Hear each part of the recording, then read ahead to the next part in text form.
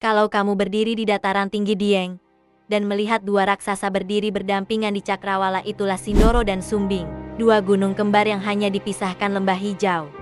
Tapi masing-masing punya jiwa sendiri.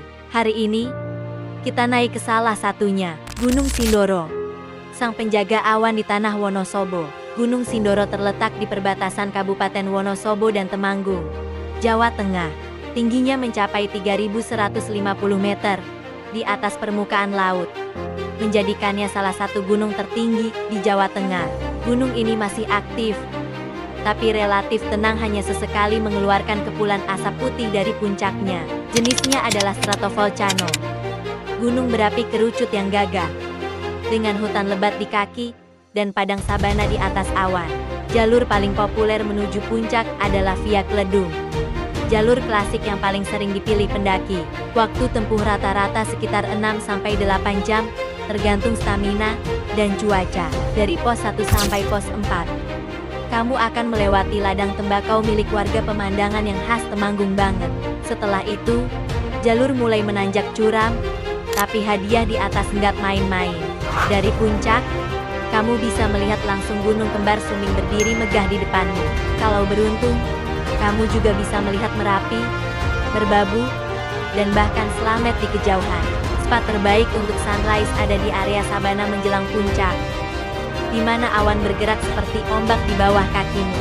Dan ketika matahari muncul dari balik kabut, siluet Sumbing tampak seperti dewa gunung yang bangun dari tidur.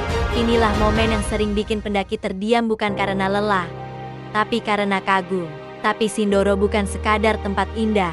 Bagi warga lokal, gunung ini punya cerita mistis yang hidup turun-temurun.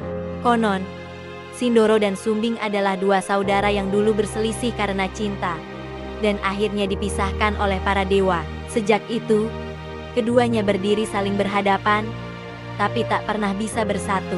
Banyak pendaki mengatakan, saat malam di puncak, suara angin sering terdengar seperti bisikan dua jiwa yang masih berbicara di antara kabut.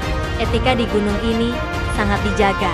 Larangan keras bagi pendaki: jangan buang sampah, jangan bawa pulang edelweiss, jangan menyalakan api di sabana. Gunung ini punya ekosistem yang rapuh, dan setiap langkah kita adalah tanggung jawab. Warga sekitar bahkan percaya, siapa yang tidak menghormati alam Sindoro akan disesatkan oleh kabut. Untuk kamu yang ingin mendaki, musim terbaik adalah Mei hingga September, saat langit cerah dan jalur tidak licin. Bawa air yang cukup, headlamp, dan jaket tebal, karena suhu bisa turun hingga di bawah 5 derajat Celcius di malam hari. Jalur Sindoro cukup berat di bagian akhir, jadi pastikan tubuhmu fit dan mentalmu siap. Gunung Sindoro bukan sekadar tempat mendaki. Ia adalah guru sunyi yang mengajarkan kita arti perjalanan, bahwa di setiap napas berat dan langkah kecil, ada keindahan yang menunggu di atas awan. Kalau kamu pernah naik Sindoro, apa momen yang paling kamu ingat? Ceritakan di kolom komentar. Dan siapa tahu kisahmu aku bacakan di video berikutnya.